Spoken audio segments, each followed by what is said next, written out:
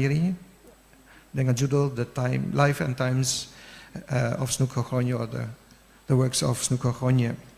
Nama saya Mark Bellen dan saya kepala dari KITLV Jakarta, dalam bahasa Inggris The Royal Netherlands Institute of Southeast Asian and Caribbean Studies, dan sekaligus juga kantor Universitas Leiden di Indonesia. Hari ini saya juga saya didampingi oleh staf saya, antara lain Pak Budiman dan Pak Yani yang di kantor berhubungan dengan metadata dan akuisisi, dan yang juga sangat aktif mempersiapkan dengan teman di sini untuk pameran yang nanti bisa dinikmati di luar. Saya juga didampingi oleh Miss Manggarani yang bertanggung jawab untuk kerjasama akademis. Jadi topic of today is the life and works of Christian Snooker Khonje. Tadi sudah disebutkan bahwa itu orang he was dikagumi tapi juga dicela, karena ada dua sisi pada orang dan tokoh ini, dan mudah-mudahan hari ini dan juga melalui pameran kedua sisi itu bisa ditampilkan, dipuji atau dikagumi because of his scholarly output on Islamic studies, karena dia memang pendiri untuk studi Islam yang modern, khususnya juga di Leiden University. Tapi dia juga dicela atau tidak dikagumi karena dia dianggap sebagai mata-mata untuk memberi atau mengumpulkan informasi untuk pemerintah Hindia Belanda, sehingga Hindia Belanda bisa tetap kuasai Indonesia, khususnya di daerah Aceh. Hari ini ada dua speaker yang mungkin akan juga memberi sedikit informasi tentang sisi yang tadi saya sebutkan, dan juga apa sebetulnya siapa Snooker Khonje sebagai orang, bagaimana pendapatnya tentang apa yang dia lakukan di Indonesia, dan apa yang pendapatnya waktu dia pulang ke Belanda tentang hubungan antara Belanda sama Indonesia. Snook sendiri memang lulusan dari Leiden, he studied religious studies, dan dia dapat PhD dengan cum laude pada tahun 1880 dengan disertasi tentang Mekah. Di bahasa Belanda Het Mekkaanse Feest atau perayaan Mekah dalam bahasa Indonesia. Karena dia memang berkunjung ke kota Mekah, dan itu dipublish apa yang dia tulis di situ dan dia observasi di situ tahun 1888. Nah, ini langsung sangat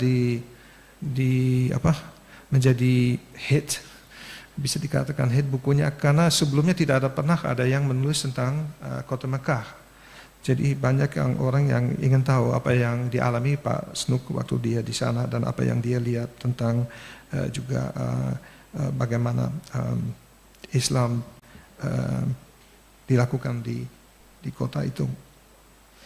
Habis itu Snook mulai kerja untuk pemerintah Hindia Belanda, dan dia ditugaskan ke namanya dulu Buitenzorg, sekarang Bogor, sebagai Language Officer and Researcher of Islamic Education.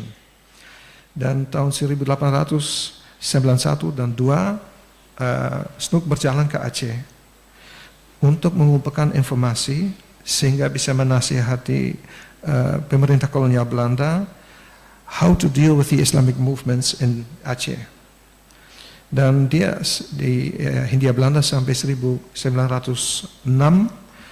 dan habis itu dia pulang ke Belanda untuk menjadi profesor di bidang bahasa Arab.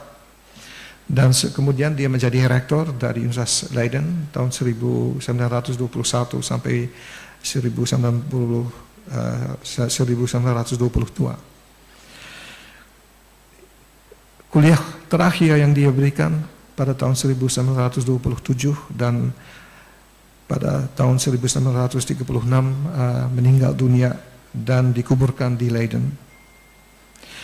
Semua arsip dari Pak Snook yang ditinggalkan, kebanyakan surat, sudah bisa diunduh dari website Leiden, karena semua surat sudah digitalisasi dan bisa dibuka untuk siapa saja asal ada hubungan sama internet. Kalau untuk lecture, sebagian bisa hari ini dalam bahasa Indonesia, tapi Pak Wim akan memberikan paparannya dalam bahasa Inggris, tapi nanti tetap bisa, misalnya ada pertanyaan, bisa dalam bahasa Indonesia, ada yang membantu menerjemahkan. Sebelum saya kembalikan ke MC, saya juga mau mengucapkan terima kasih, khususnya ke Profesor Mujibur Rahman, Rector of RNIRI, Prof. Eka Sri Mulyani, Dr. Reza Idlia yang menjadi juga speaker hari ini, Bapak Sanusi Ismail yang juga mendirikan tempat hari ini, Bapak Herman Syah, dan anggota penitia yang turun tangan untuk mempersiapkan acara ini, khususnya Himpunan Mahasiswa Prodi Sejarah dan Kebudayaan Islam, dan mahasiswa magang juga di Prodi SKI. Juga terima kasih kepada Bapak Budi Chandra dari Galeri Foto Jurnalistik Antara yang selalu membantu dengan persiapan pameran. Juga berterima kasih ke Pak Wim Fernando yang nanti akan bergabung secara online untuk memberi paparannya. Terima kasih banyak, semoga hari ini menikmati semua paparannya dan juga nanti bisa menikmati pameran yang di luar. Terima kasih banyak.